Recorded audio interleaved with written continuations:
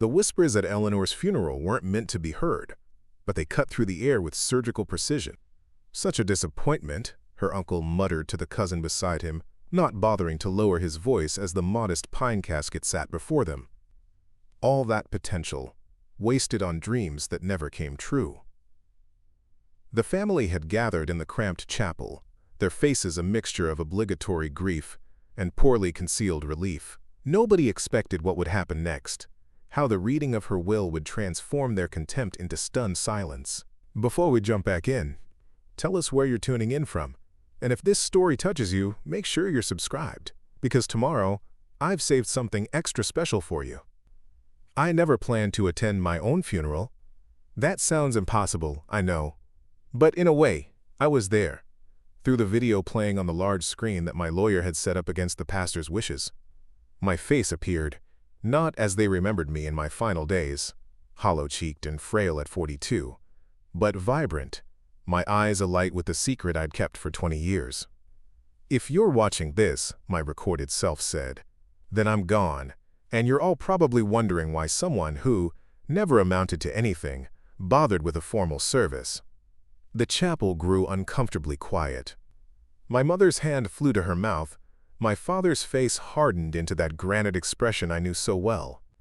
My sisters shifted in their seats, suddenly finding their manicured nails fascinating. It was my cousin Deborah who broke the silence with an awkward cough that echoed through the room like an accusation.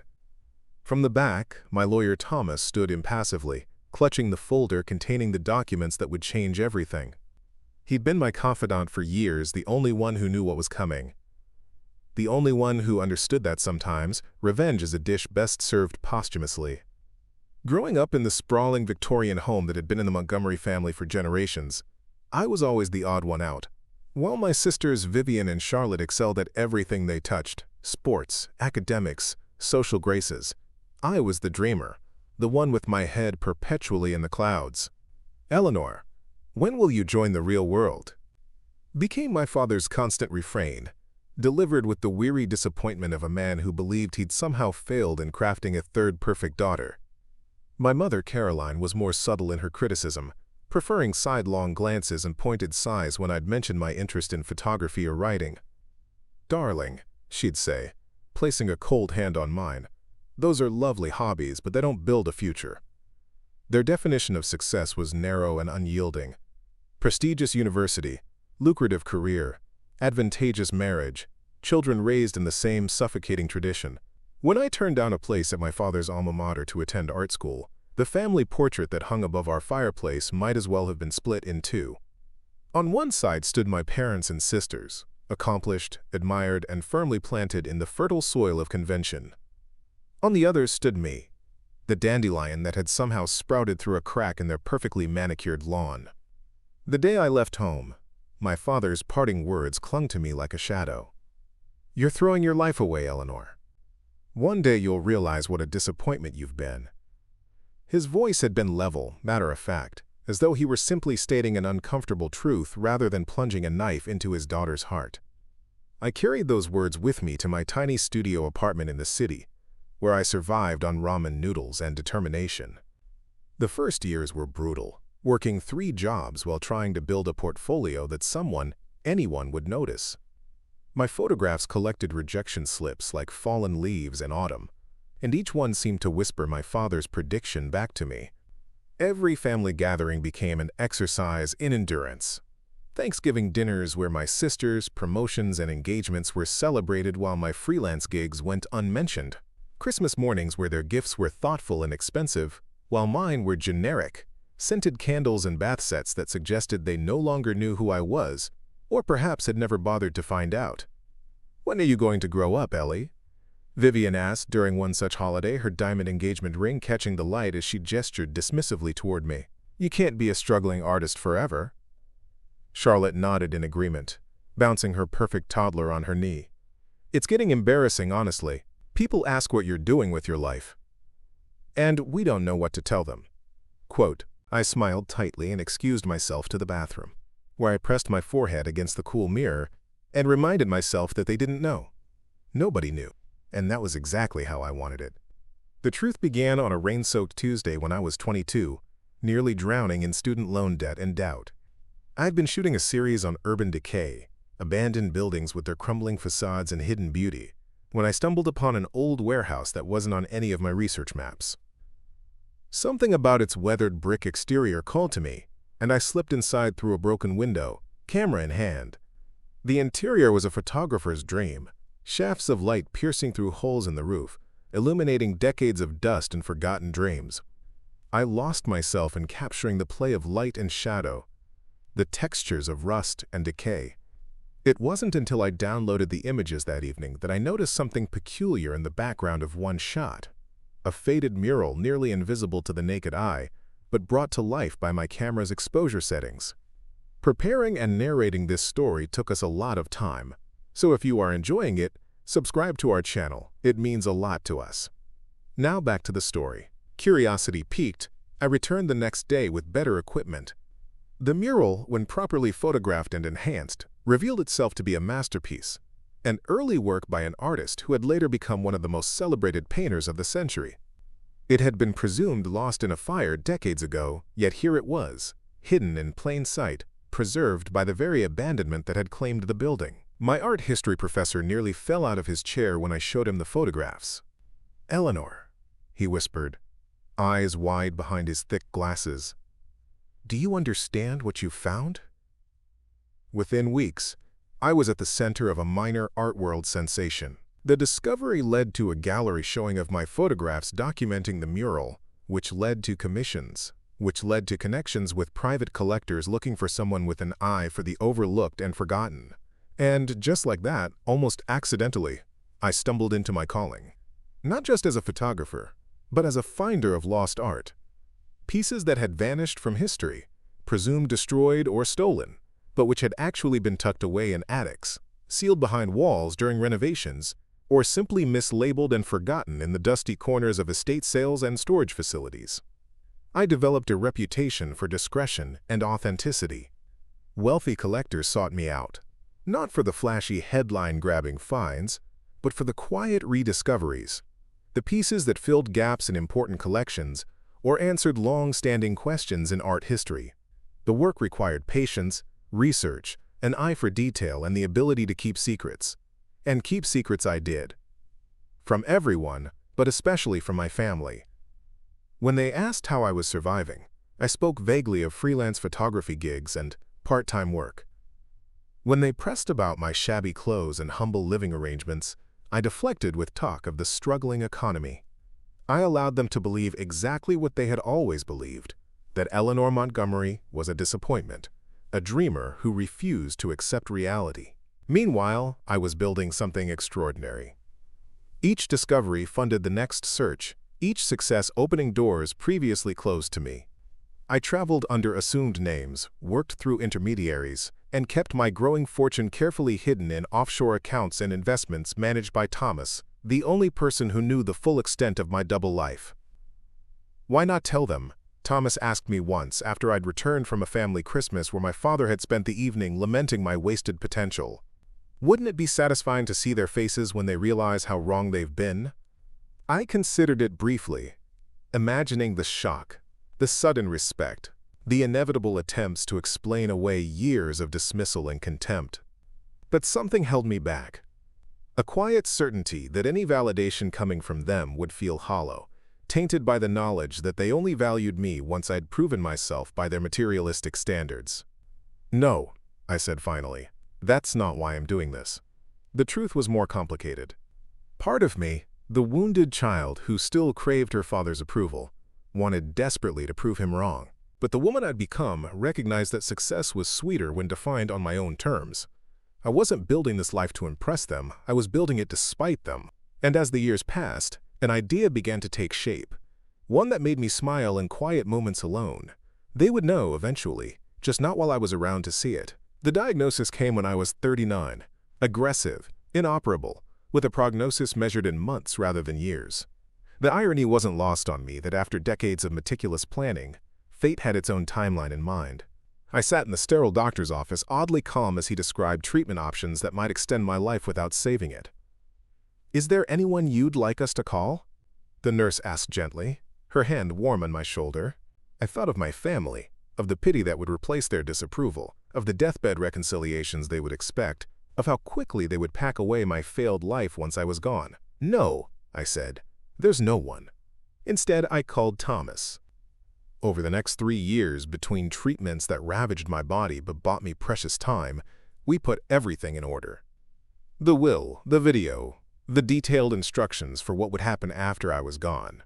I sold my discoveries quietly, liquidated investments, and arranged for the purchase of one final spectacular find, a painting thought destroyed during World War II that I'd tracked to a small village in the French countryside. When I finally told my family about my illness, it was already in its final stages. Their reactions were predictable: shock, guilt, a sudden, desperate interest in my life that felt 3 decades too late. My father, gray now and slightly stooped but no less imposing, actually cried when he saw me in the hospital bed, my once strong body now a collection of angles beneath the thin blanket. "I'm sorry," he said, the words clearly unfamiliar in his mouth, "for everything." I smiled weakly. "It's okay, Dad.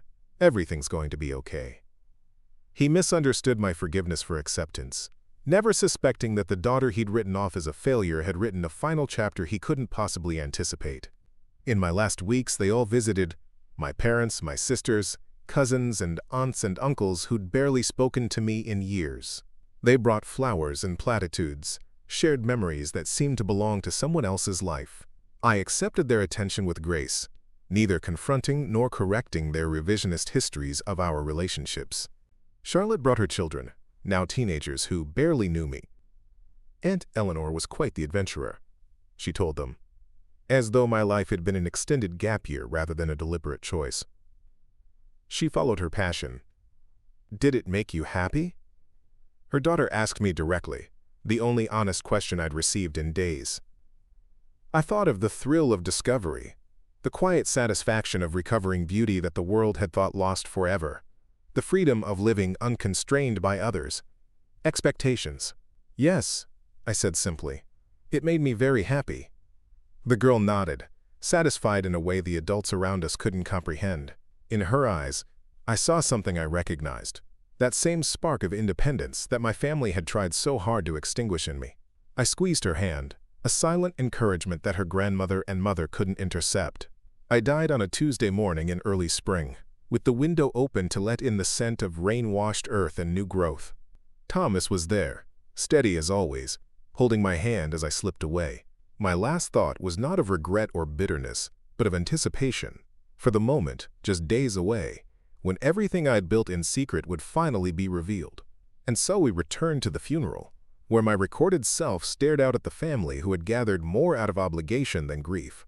"You're probably wondering why I've asked Thomas to play this video," my image continued, voice stronger than it had been in months. "The truth is, I have a story to tell you, one that begins with disappointment and ends with something else entirely." The chapel held its collective breath as I began to speak, telling them about the abandoned warehouse, the hidden mural, the years of searching and finding. With each revelation, their expressions shifted, disbelief giving way to shock. Shock to a dawning comprehension that rewrote everything they thought they knew about me. "Eleanor," my mother whispered, though I couldn't hear her. "Our Eleanor." Thomas stood then, right on cue, and opened the folder he'd been holding. Ms. Montgomery left specific instructions. Quote, he announced, his professional tone belying the satisfaction I knew he felt. First, the revelation of her estate, valued at approximately $68 million. The gasps were audible, my uncle nearly choking on the breath he'd just taken. My sisters clutched each other's hands, their knuckles white with shock. Second, the distribution of her assets as follows. And here was the true culmination of my life's work, not the fortune I'd amassed, but what I'd chosen to do with it. I'd established scholarships for young artists, endowed museums with funds specifically for recovering and preserving lost works, created a foundation that would continue my search for art history's missing pieces. For my family, I left specific bequests. To my parents, I willed the deed to a small cottage in Maine where I'd spent summers working in peaceful solitude. A place, Thomas read from my letter, where you might come to know the daughter you never truly saw. To my sisters, I left personal items, my cameras to Charlotte, whose daughter had shown an interest in photography. My journals to Vivian, so she might understand the rich inner life that existed behind my quiet exterior. But the crowning moment, the one I'd orchestrated with particular care, came last. Thomas nodded to an assistant who had been waiting by the door. She wheeled in something large, covered in velvet. The room fell completely silent as Thomas pulled away the cloth to reveal a painting, the last one I'd acquired, the one thought lost to history. This piece, Thomas explained, recovered by Eleanor Montgomery just months before her death, is being donated in the Montgomery family name to the National Gallery. Its value is inestimable, both financially and historically. It will bear a plaque acknowledging Eleanor's discovery and the family that, he paused delicately, shaped her unique perspective on the world. My father stood then, moving as if in a dream toward the painting. His hand reached out, trembling slightly, but stopped short of touching the canvas. He turned back to face the video screen where my image still smiled serenely. "You were never a disappointment," he said, his voice breaking. "I was wrong. So terribly wrong." Of course, I couldn't hear him. That wasn't the point. The point was that, in death, I had finally shown them who I truly was, not seeking their approval, but leaving them with the uncomfortable knowledge that they had failed to see the extraordinary in the ordinary, the valuable in what they had dismissed as worthless. As the video ended, my final words hung in the air. Success isn't measured by recognition, but by living authentically. I hope you'll remember me not as a disappointment, but as someone who found her own path.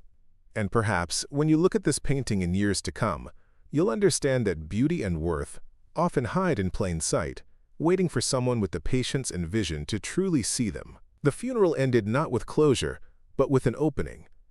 A reassessment of a life they thought they knew, a legacy none of them had anticipated. They filed out of the chapel in stunned silence, their grief now complicated by revelation and regret. Later, as they gathered at the reception, the whispers had a different tone. "I had no idea," they said to each other. "All this time, she was—" They couldn't quite find the words to describe what I had been. Successful by conventional standards, yes, but more importantly, fulfilled in a way that had eluded many of them despite their outward achievements. My cousin Deborah approached Thomas, curiosity overcoming her shock. "Why did she keep it secret?" she asked. "All these years, why let us think?" Thomas considered the question, remembering our many conversations on this very topic. "Miss Montgomery believed that living for others, approval was its own kind of prison," he said finally. "She chose freedom instead." As evening fell and the last guests departed, Thomas remained behind, raising a glass to the empty room. "Well played, Eleanor," he said softly. "Well played indeed. In the end, they called me a disappointment at my funeral, until they heard what I left behind. Not just the fortune or the famous painting, but the lesson hidden within my life. That true worth isn't found in meeting others' expectations, but in having the courage to define success on your own terms, even if no one else can see it until you're gone." The aftermath of my funeral rippled outward like stones dropped in still water. My family stumbled through the following days in a daze, their understanding of who I had been fundamentally altered. My father, Richard Montgomery, sat alone in his study each evening, a glass of scotch untouched before him as he stared at the photographs of me Thomas had provided, images of my life they had never witnessed, moments of triumph they had never shared. Before we jump back in, tell us where you're tuning in from, and if this story touches you, make sure you're subscribed, because tomorrow, I've saved something extra special for you. My mother found herself standing in my childhood bedroom, which had remained largely unchanged since I left home decades earlier. She ran her fingers over the bookshelves, noticing for the first time the titles I had loved. Art history volumes interspersed with photography manuals and biographies of women who had defied convention. Had these clues to my passion been there all along, hiding in plain sight like the art I would later discover? "I never really looked," she whispered to the empty room. "I never really saw her." Vivian and Charlotte spent hours poring over the detailed files Thomas had provided. Photographs of my discoveries, news clippings carefully preserved, financial statements that revealed the empire I had built while they believed I was barely scraping by. The contrast between the life they had imagined for me and the reality I had created was so stark that it felt like meeting a stranger who happened to share their sister's name. Remember how we used to tease her about her little photography hobby? Charlotte said, her voice hollow with regret as she examined a magazine cover featuring one of my photographs. God, we were insufferable. Vivian nodded, unable to speak around the lump in her throat. She had been the most cutting in her criticism, the most dismissive of my choices. Now, faced with the evidence of my success, she found herself questioning everything she had assumed about achievement and worth. Meanwhile, Thomas continued executing my final wishes with meticulous precision. The Eleanor Montgomery Foundation was officially established with a mission statement that read, in part, to seek out beauty in overlooked places, to recover art that history has forgotten, and to nurture talent that conventional wisdom might dismiss. The irony of these words was not lost on my family, who recognized them as both my life's work and a gentle rebuke of their own blindness. The first scholarship recipients were announced, 5 young artists from backgrounds similar to mine, each with vision and determination, but lacking the resources or connections traditionally required for success in the art world. Each would receive full funding for their education and mentorship from established figures in their fields. When interviewed about the foundation's creation, Thomas was diplomatic but firm. Eleanor believed that talent often exists where we fail to look for it, he told the assembled press. Her own journey taught her that recognition and support can come too late. This foundation aims to change that pattern. My parents attended the announcement ceremony, sitting stiffly in the front row. They had dressed carefully, as though attending a formal introduction to a daughter they had never properly met. When the young scholarship recipients spoke of their dreams and gratitude, my mother reached for my father's hand, a gesture of shared grief that encompassed not just my death, but the decades of connection they had forfeited through their narrow definition of success. The cottage in Maine became a sanctuary for my family in the months that followed. Initially reluctant to visit, they eventually made the journey together, arriving on a crisp autumn day when the maple trees blazed with color and the ocean stretched gray-blue to the horizon. The caretaker who had maintained the property in my absence greeted them with the casual warmth of someone who had known me well. Ellie loved this place in the fall, she said, using the nickname my family had abandoned when I reached adulthood. Said it was when everything showed its true colors.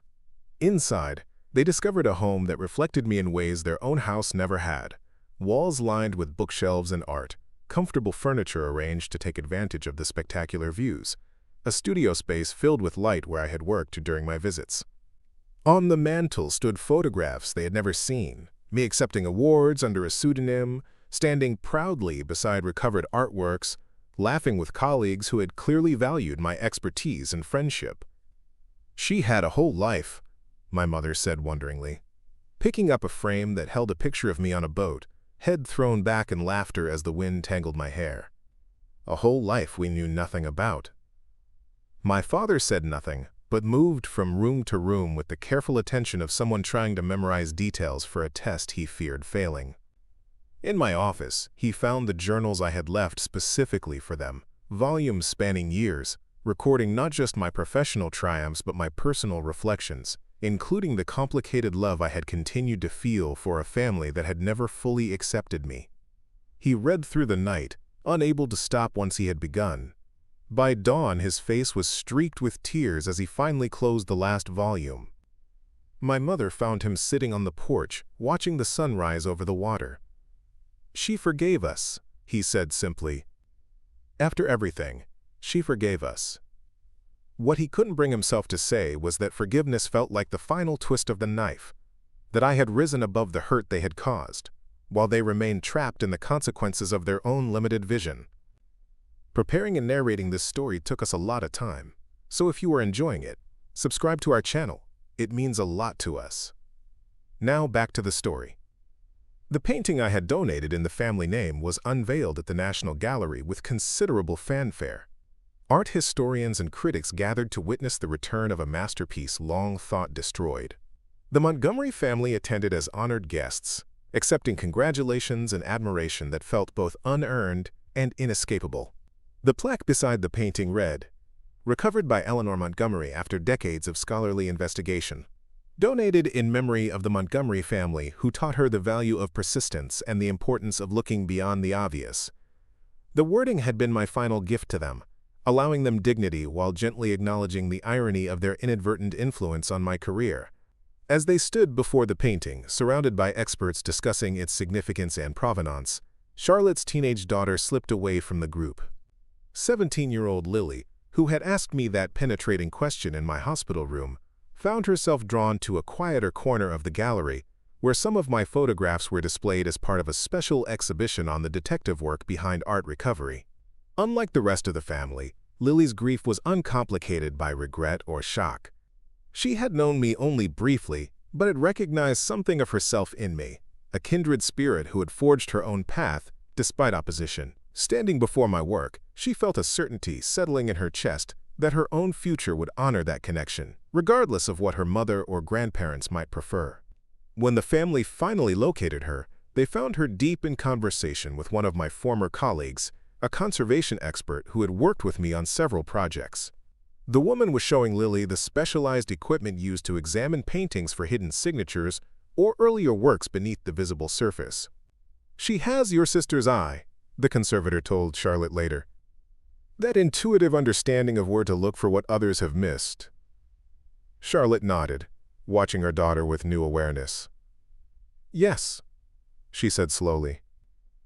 "I think perhaps she does." That evening, back at the hotel, Lily approached her grandfather with uncharacteristic directness. "I want to apply for Aunt Eleanor's scholarship program," she announced, "for photography and art history." Richard Montgomery looked at his granddaughter, really looked at her, perhaps for the first time. The determined set of her jaw, the clear-eyed confidence that reminded him painfully of me at the same age. For a moment he felt the old objections rising, concerns about financial stability, career prospects, practical considerations that had always seemed so important. Then he remembered the journals, my careful documentation of a life lived authentically and successfully on my own terms. He thought of the painting now hanging in the National Gallery, the foundation that would carry forward work I had pioneered, the legacy that would outlast all of their conventional achievements. "I think," he said carefully, "that your Aunt Eleanor would be very proud." It was the first step in a transformation that would unfold gradually in the years that followed. A family learning, too late for me, but perhaps not too late for themselves, to recognize value beyond their limited definitions of success. My sisters underwent their own reckonings. Vivian, whose cutting remarks had often left the deepest wounds, found herself increasingly uncomfortable with her corporate career after reading my journals. The entries about her were particularly painful, not because of any bitterness on my part, but because of the clear-eyed compassion with which I had observed her striving for external validation that never quite satisfied. "I think Viv needs the corner office and the awards more than she needs the work itself," I had written. "And I wonder if she'll ever allow herself to discover what might truly fulfill her." 6 months after my funeral, Vivian took a sabbatical from her executive position. She traveled to the cottage in Maine alone, spending weeks walking the same beaches I had walked, reading the books from my shelves, and confronting the carefully constructed identity that had begun to feel like a prison rather than an achievement. When she returned, she submitted her resignation and began the process of reinventing herself, not as a second Eleanor, but as a Vivian who had finally given herself permission to question what success might mean beyond the parameters our parents had established. Charlotte's transformation was quieter, but no less profound. As Lily began to pursue her interest in art and photography more seriously, Charlotte found herself fighting the impulse to redirect her daughter toward more practical pursuits. Each time the urge arose, she reminded herself of the regret that now shadowed her relationship with my memory. "I'm trying to be better," she told Thomas during one of the foundation board meetings, where she had taken a position at his invitation. "To see her, really see her, in a way we never did with Eleanor." Thomas, who had become the unexpected custodian of not just my estate, but the emotional aftermath of my revelations, nodded in understanding. "Eleanor believed it was never too late to change the patterns that don't serve us," he said. "Even after she knew she was dying, she spoke about the future with hope. Hope became the unexpected legacy of my carefully orchestrated revelation. Not just the hope represented by the Foundation's work or the scholarships awarded in my name, but a more personal hope that took root in my family. The possibility that they might learn from their failure to see me and become more clear-sighted in their remaining relationships. My parents, approaching their golden years with a grief that never fully subsided, began spending more time at the main cottage. The caretaker reported that they often sat together on the porch in the evenings, my father reading aloud from my journals while my mother worked on a photography project of her own, capturing the changing light on the water in a way that allowed her to see the world through a lens similar to mine. On what would have been my 45th birthday, they hosted a small gathering at the cottage. The guests included Thomas, my sisters, and their families, and several of the Foundation's scholarship recipients. The occasion wasn't somber but celebratory, a recognition of the life I had lived, rather than the relationship they had failed to nurture. As the afternoon sun cast long shadows across the lawn, my father raised a glass in a toast that would have been unimaginable 3 years earlier. "To Eleanor," he said, his voice steady despite the emotion evident in his eyes, "who taught us, too late but not in vain, that a life's value isn't measured by conformity to others' expectations, but by the courage to define success on one's own terms." The gathered group echoed the toast, their glasses catching the golden light. Among them, Lily captured the moment with her camera, not just the raised glasses and smiling faces, but the deeper truth of a family transformed by loss and revelation. Later, as the party dispersed and guests began the journey home, Thomas lingered behind. He made his way down to the small private beach, where I had spent countless hours photographing the interplay of light and water. Standing at the edge of the sea, he removed from his pocket a small envelope, the final instruction I had left him, to be carried out only after he felt my family had truly begun to understand. Inside was a handwritten note and a small key. The note, in my distinctive slanting script, read simply, "For when they're ready to see with new eyes." The key opened a small safe deposit box in a local bank, containing a collection of photographs I had taken of my family over the years, images captured from a distance at public events or family gatherings, when they hadn't known I was watching. A father's rare moment of vulnerability, a mother's unguarded smile, sisters sharing a private joke, moments of authentic connection and beauty they had never noticed in themselves. Alongside these images was a letter, the last I would ever write to them, composed in the final weeks of my life when the boundary between this world and whatever comes next had begun to thin. "Dearest family," it began, "if you're reading this, then Thomas believes you have begun to understand what I hoped my life and death might teach you. That seeing clearly is an act of love. That value exists where we often fail to look for it. That it's never too late to recognize the beauty hiding in plain sight. I forgave you long ago for not seeing me.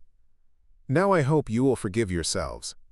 The photographs enclosed are my final gift, evidence that I always saw you even when you couldn't see me. Not just your accomplishments or your conformity to expectations, but your true selves, flawed, beautiful, and worthy of being truly seen. This is not an ending but a beginning. Live with open eyes and open hearts. That is how you honor what my life meant." Thomas tucked the envelope back into his pocket, knowing the time had not yet come to deliver this final message. But it would come, perhaps sooner than he had initially expected. The transformation had already begun, a family learning, through grief and revelation, to look beyond surfaces and assumptions to the deeper truths beneath. As the sun dipped below the horizon, painting the sky in the vivid hues I had so often captured in my work, Thomas whispered words that were both farewell and promise. "They're learning, Eleanor. They're finally learning to see." The legacy I left behind wasn't measured in millions of dollars or recovered masterpieces, though these had their place in the story. The true gift was the opportunity for transformation, the chance for a family to recognize that worth and success take many forms, that seeing clearly is an ongoing choice, and that it's never too late to begin. They had called me a disappointment at my funeral, their whispers carrying the weight of decades of misunderstanding. But what I left behind had silenced those whispers, replacing them with something far more valuable than approval or admiration, the beginning of wisdom and the possibility of redemption. And somewhere, beyond the reach of hurt or regret, I smiled. 5 years after my funeral, the Eleanor Montgomery Foundation had grown beyond anyone's expectations. What had begun as my final act of both generosity and gentle retribution had evolved into something with a life of its own, a catalyst for change in both the art world and my family. The Foundation's headquarters occupied a renovated industrial space in the city where I'd first discovered the hidden mural that launched my career. Floor-to-ceiling windows flooded the main gallery with natural light, illuminating works recovered through the Foundation's efforts alongside pieces created by scholarship recipients. Before we jump back in, tell us where you're tuning in from, and if this story touches you, make sure you're subscribed, because tomorrow I've saved something extra special for you. On this particular morning, Thomas stood in the center of the space, watching as workers carefully installed a new exhibition. At 65, he had considered retirement several times but found himself unable to step away from the work that had given his later years such unexpected purpose. As my attorney and friend, he had promised to oversee my legacy for a reasonable period. Neither of us had anticipated how deeply fulfilling he would find the role, or how the Foundation would become a family of sorts for him after his own wife's passing. "The lighting needs to be adjusted on the Mercer piece," he called to the installation team. Eleanor always said the shadows were as important as the illumination. From across the gallery, a familiar voice responded, 3 degrees warmer, and shift the angle about 15 degrees to the left. Lily Montgomery, now 22 and in her final year of art school, moved confidently among the workers with the authority of someone twice her age. After completing an internship at the Foundation the previous summer, she had been offered a part-time position that would transition to full-time after graduation. Thomas smiled at the echo of me he sometimes glimpsed in Lily, not just in her eye for detail or her passion for recovered art, but in the quiet determination that had carried her through family resistance to her chosen path. Unlike me, however, Lily had eventually won her family's support, though not without considerable struggle. The exhibition they were preparing would open that evening, coinciding with the 5th anniversary of the Foundation's establishment. Titled Hidden in Plain Sight, The Art of Seeing. It featured works I had recovered alongside photographs documenting my process, complemented by pieces created by the Foundation's scholarship recipients, exploring themes of perception, value, and recognition. As the morning progressed, the space filled with activity. Caterers arrived to set up for the evening reception, journalists conducted pre-opening interviews with Thomas and the curatorial team, and the first of the scholarship recipients began to arrive from across the country. Among them was Marcus Chen, a painter whose extraordinary talent had been overlooked until the Foundation provided not just financial support, but mentorship and exhibition opportunities. "I still can't believe I'm here," he told Thomas, gazing around at the gallery where his work would hang alongside pieces worth millions. "3 years ago, I was ready to give up." Thomas nodded, remembering the portfolio that had immediately caught the selection committee's attention. Paintings that captured human emotion with devastating accuracy, created by a young man who had been working as a night janitor to support his art. "Eleanor believed talent deserves nurturing, regardless of its packaging," he said. "She would be proud to see your work here." By mid-afternoon, the pace of preparations had reached a crescendo. Thomas retreated to his office for a moment of quiet before the evening's events. On his desk sat the envelope I had entrusted to him years earlier, the one containing the key to the safe deposit box and my final letter to my family. Tonight, after 5 years of transformation, he would finally deliver it as I had instructed. A knock at his door interrupted his thoughts. He looked up to find Richard Montgomery standing in the doorway, more stooped than when they had first met, but with clearer eyes.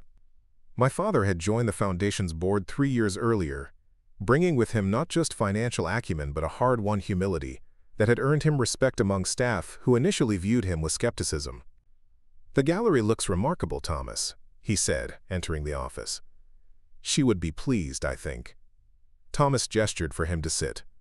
"She would be astonished, Richard. What began as her final statement has become something none of us could have predicted."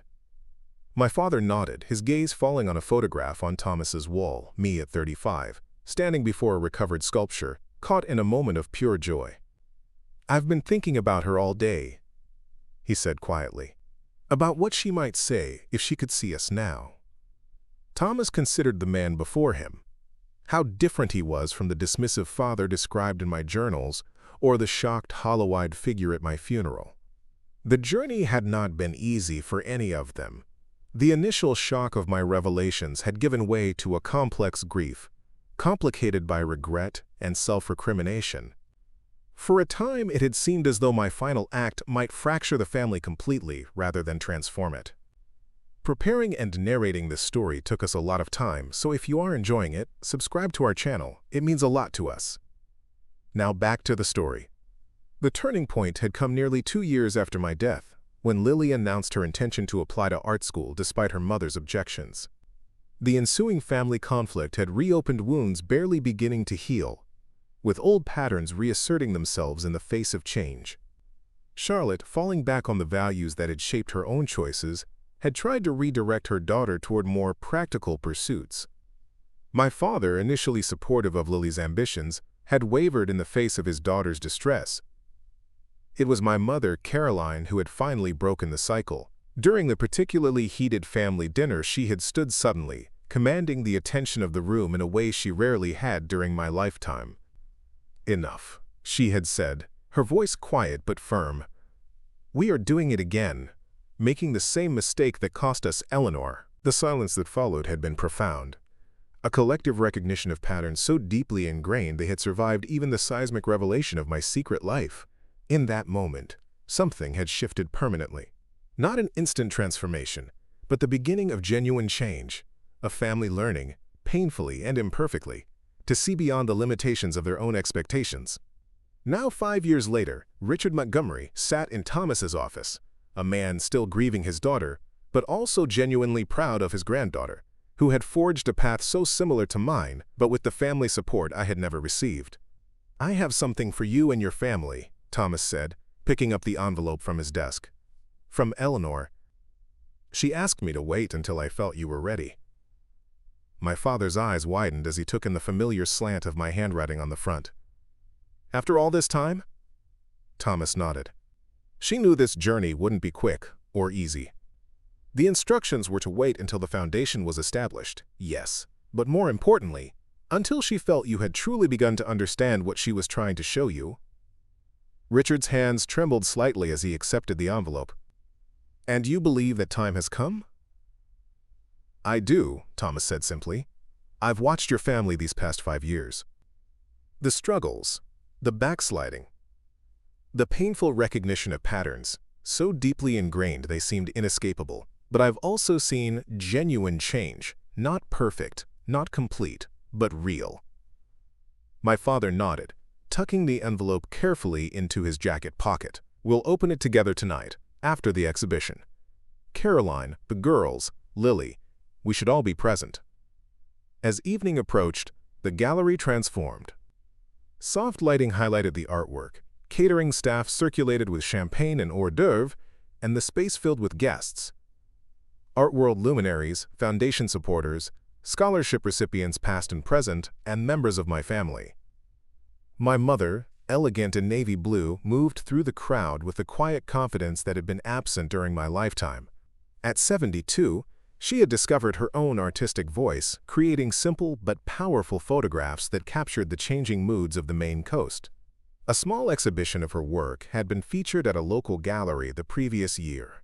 Nothing approaching my success, but a genuine expression of creativity that had brought her unexpected joy.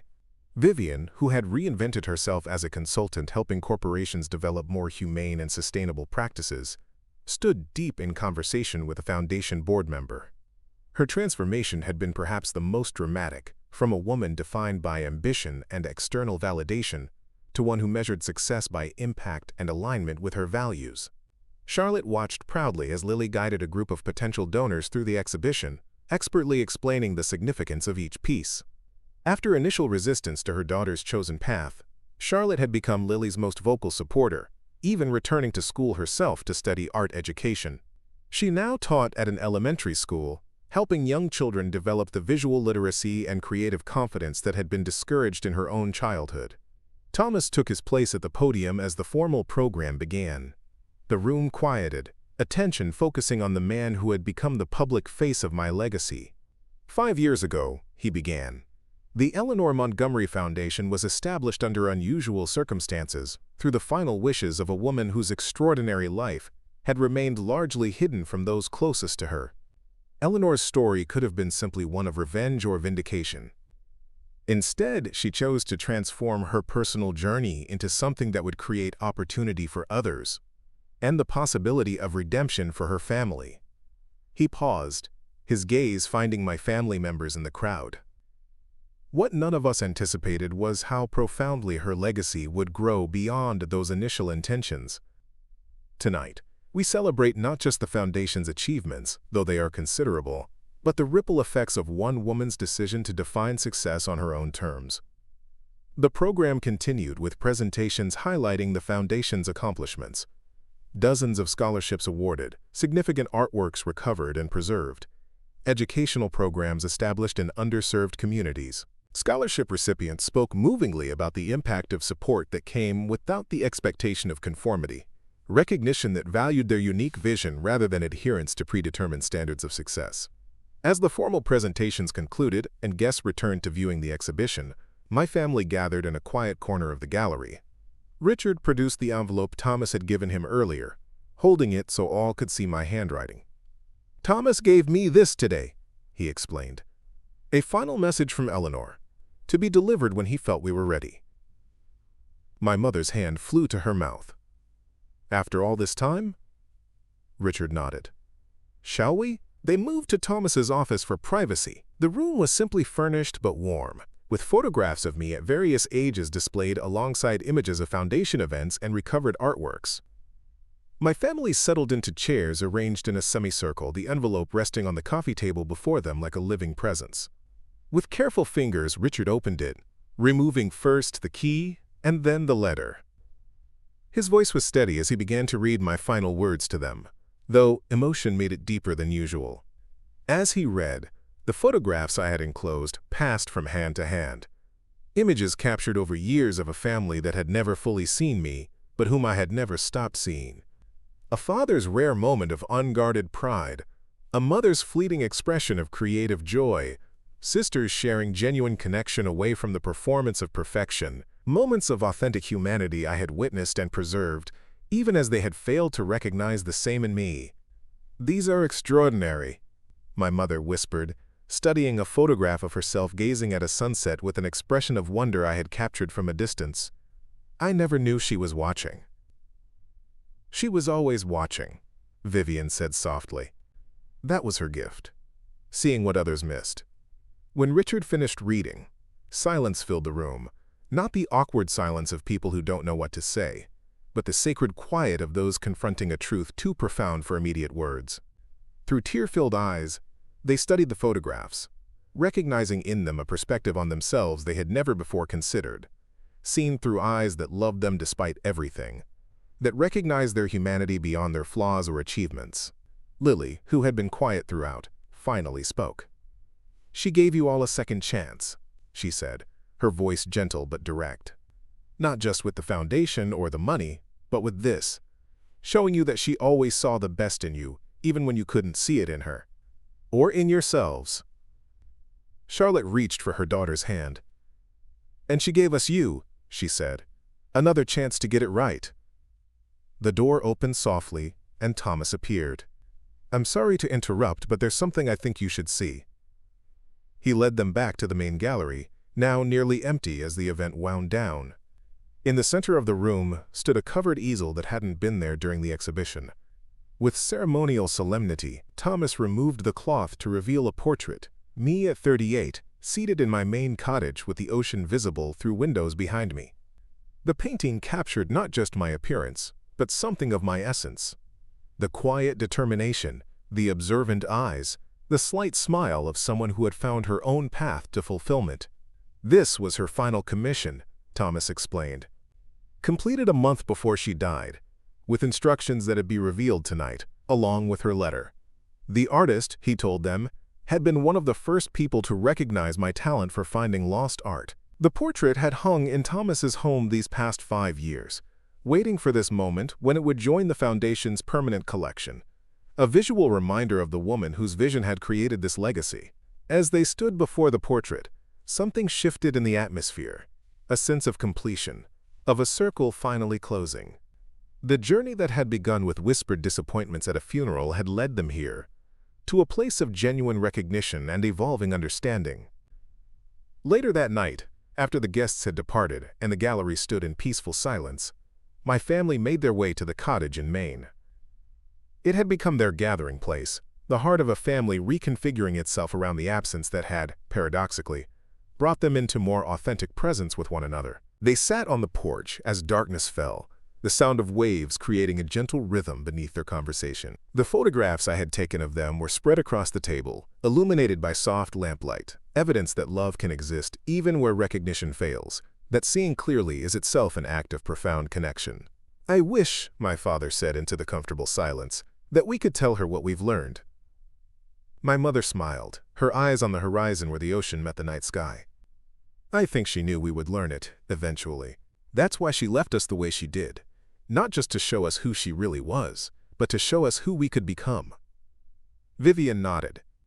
"She gave us her greatest gift, the ability to see beyond the surface, to recognize value where we might have missed it before. And not just in art," Charlotte added, watching Lily photograph the moonlight on water with the camera I had left her, "in ourselves and each other." As they spoke, a shooting star traced a brilliant path across the night sky, too perfect a metaphor to be coincidence, too fleeting to be anything else. They watched it in shared silence, each holding their own thoughts yet connected in a way that would have seemed impossible 6 years earlier. In the days and years that followed, the Eleanor Montgomery Foundation continued to grow in influence and impact. The scholarships expanded to include not just visual artists, but writers, musicians, and performers, whose unique voices might otherwise go unheard. The recovery program preserved cultural treasures that might have been lost to history. And my family, imperfectly but genuinely, continued their journey towards seeing more clearly, recognizing worth beyond conventional measures, value in unexpected places. Lily eventually became the foundation's director, guiding it with a vision that honored my legacy while expanding it in directions I might never have imagined. Under her leadership, the foundation established international partnerships, developed innovative technologies for art authentication and recovery, and created educational programs teaching visual literacy and creative confidence to children from all backgrounds. On the 10th anniversary of my death, she stood before a new exhibition, The Legacy of Seeing, a Decade of Discovery, and spoke words that would have once seemed impossible coming from a Montgomery.